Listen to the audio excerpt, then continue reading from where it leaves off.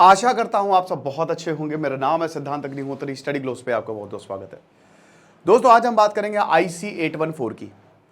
देखिए ये किताब मैंने पढ़ी है, 2-3 और किताबें मैंने पढ़ी हैं, पूरी मैंने नहीं पढ़ी, ठीक है। लेकिन ये देखिए किताब में मुझे ज़्यादा इंटरेस्ट लगा और वेब सीरीज़ मुझे पर्सनली बहुत अच्छी लगी। देखनी थी भाई, है ना। हम लोगों के लिए तो एकेडमिकली अपडेट रहना बहुत ज़रूरी रहता है।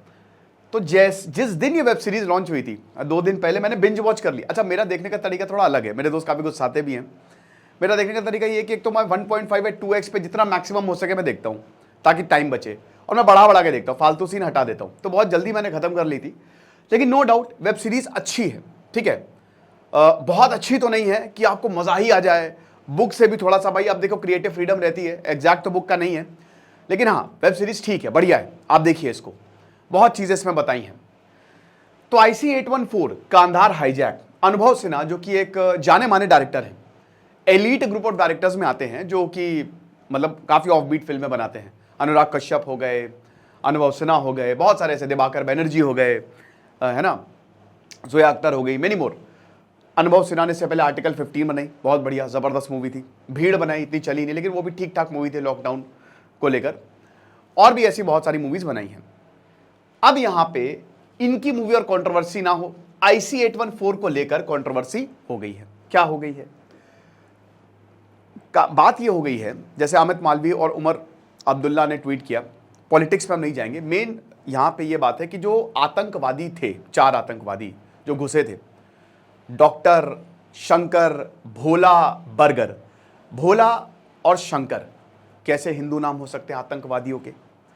हालांकि मिनिस्ट्री ऑफ एक्सटर्नल अफेयर्स ने यह बताया है कि कोड नेम है, ये बाकायदा उन्होंने क्लियर किया था उस समय कि ये कोड नेम, इस कोड नेम से बुलाया जाता था, ठीक है ना।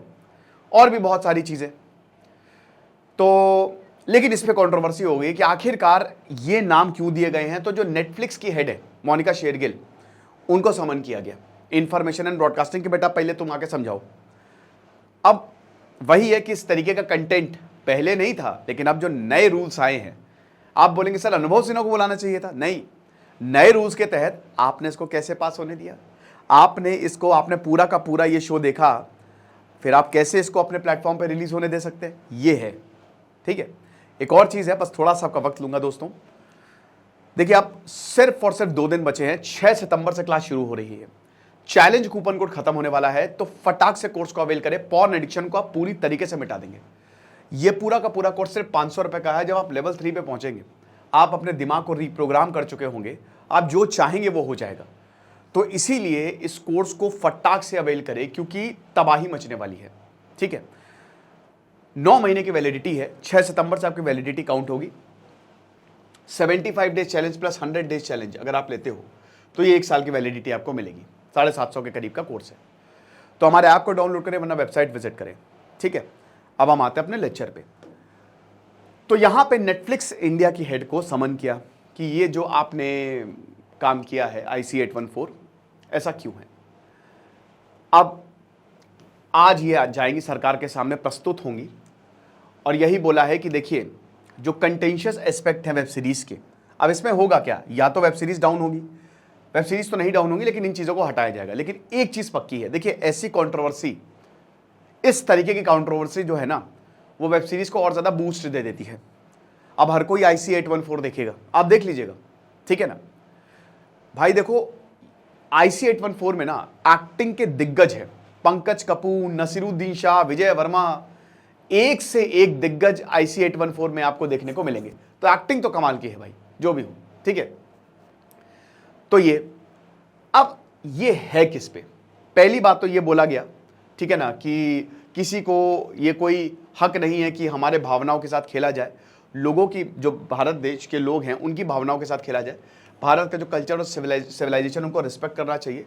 तो अगर आप इस तरीके से कोई भी चीज़ पोर्ट्रे करते हो तो आप 10 बार सोचिए, ठीक है ना। हरकत उल मुजाहिदीन, ये इसके पीछे था, है ना, ये इसके पीछे था जो पूरा का पूरा हाईजैक हुआ था।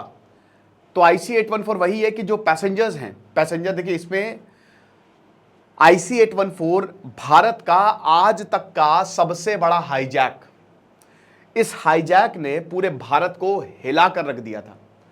तो इस हाईजैकर में जो 4 आतंकवादी है उसमें चीफ, डॉक्टर, बर्गर, भोला, शंकर, ये कोड नेम है, ये कोड नेम जो ये यूज करते हैं। अब इसी वजह से जो भोला और शंकर है कंट्रोवर्सी हो गई कि कैसे आप इस नाम को आतंकवादियों, हिंदू नाम को आप क्यों आतंकवादियों को दे सकते हो। लेकिन यहां पे सोर्सेस का कहना है, मुकेश छावड़ा जो कास्टिंग डायरेक्टर है, कि हमने इस पर रिसर्च किया और यही इसी नाम से ही बुलाया जाता था इनको, ठीक है ना। और सीरीज वही है कि फ्लाइट इनटू फियर, जो खुद कैप्टन है देवी शरण और जो जर्नलिस्ट है चिंजॉय चौधरी, उन्होंने ये लिखी है, ये किताब लिखी है। मैंने पूरी नहीं पढ़ी है, पढ़ी है मैंने, ठीक है। जब मैं आज से 3 साल पहले IC 814 पे लेक्चर ले रहा था तो 2-3 किताबें मैंने पढ़े थे सोर्सेस से, ठीक है। तो जो मिलिटेंट्स थे उन्होंने इसको कैप्चर कर लिया था। अब आपको बता दूं कि उस समय प्रधानमंत्री अटल बिहारी वाजपेयी थे, है ना, अटल बिहारी वाजपेयी। अब देखिए दिक्कतें बहुत ज्यादा हुई क्योंकि 1999 का वक्त था। देखो 2000 जमाना आ गया, 2000 आने वाला था, हम 21वीं सदी में प्रवेश करने वाले थे, राइट। और 31 दिसंबर को ही इनको छोड़ा भी गया था। अब आपको बता दूं कि यहां पे 176 पैसेंजर्स थे जिसमें 15 क्रू थे।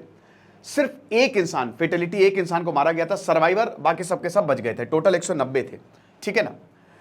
अब यहां पे क्या हुआ, देखिए उस समय हाईजैकर काठमांडू से दिल्ली इसको जाना था। उस समय इतनी सिक्योरिटी नहीं होती, अब तो इतनी सिक्योरिटी की परिंदा भी पर नहीं मार सकता।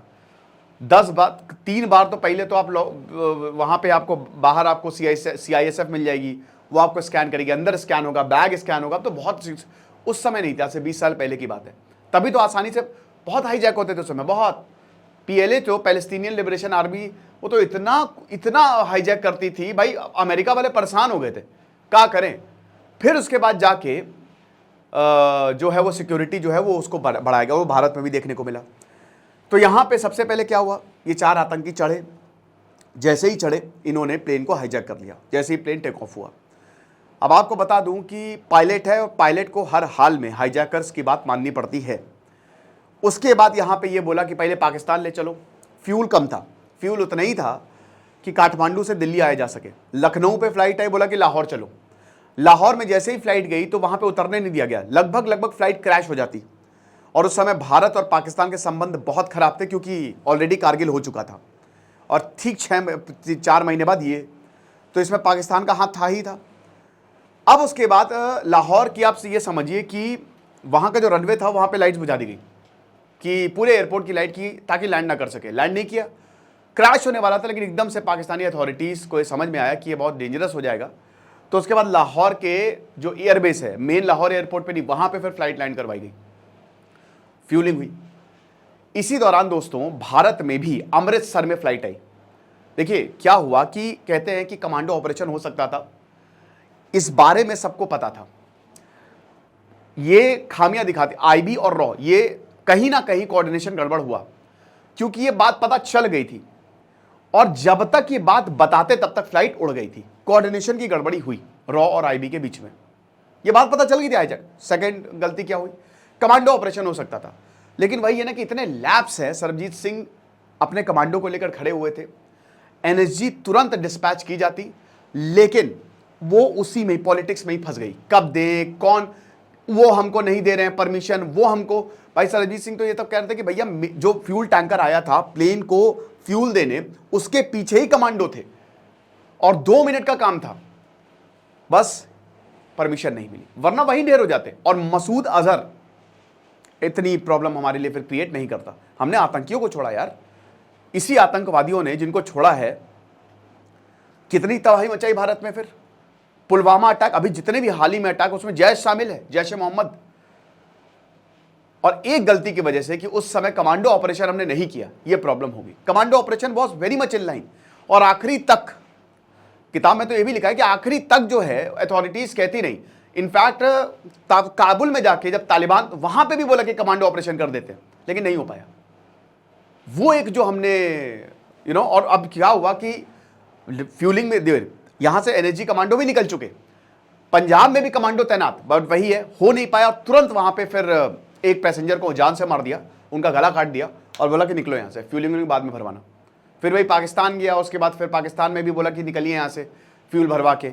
फिर उसके बाद पाकिस्तान से फ्यूल भरवा के ये सीधा गए दुबई। अब दुबई में 27 पैसेंजर को वहां पे छोड़ दिया गया था जिसमें औरतें और बच्चे थे। ये प्रेशर बना लिया गया था, आतंकवादियों ने छोड़ दिया। उसके बाद ये प्लेन जाता है काबुल, काबुल में परमिशन नहीं दी गई तो कांधार जाता है, वहां पे तालिबान था। मुल्ला उमर और अल कायदा, मतलब उसामा बिन लादेन, दोनों आपस में भिड़े हुए थे, अलग अलग थे। लेकिन भाई देखिए, वेब सीरीज में तो यही दिखाया है कि प्रेशर बनाया गया यहाँ पे तालिबान द्वारा, और फिर जो है एक्चुअल में ये वेब सीरीज में ये दिखाया कि इसमें भारत की जीत हुई। जिस तरीके से हमने नेगोशिएट किया, हाईजैकर्स बहुत कुछ मांग रहे थे, लेकिन जैसे हमने नेगोशिएट किया ना, हमने बहुत ही कम आतंकियों को छोड़ा, पैसे ऐसे कुछ भी नहीं दिए, ठीक है ना। ठीक है, जो हुआ सो हुआ, आप तो उसको कुछ कह नहीं सकते। तो ये पूरी वेब सीरीज में इस तरीके से दिखाया गया है, राइट। और इसको लेके कंट्रोवर्सी हो गई। अब जैसा कि हम बता रहे हैं कि क्योंकि कंट्रोवर्सी हुई है, तो जाहिर सी बात है इन तीनों आतंकियों को छोड़ा गया था। मसूद अजहर में मेन था, इब्राहिम असगर, और ये तो जितने भी हैं भाई, अब ये वेब सीरीज शायद और भी देखेंगे, लेकिन जो भी होगा आगे हम आपको बताएंगे। आपको क्या लगता है, आप मुझे कमेंट बॉक्स में ज़रूर बताइएगा। मुझे लगता है कि डिस्क्लेमर दे देना चाहिए, ये बहुत ज़्यादा ज़रूरी है कि जब भी आप इस तरीके की कोई चीज़ करें तो अगर आप डिस्क्लेमर दे दें तो ज़्यादा बेटर रहेगा शुरुआत में ही। Thank you so much.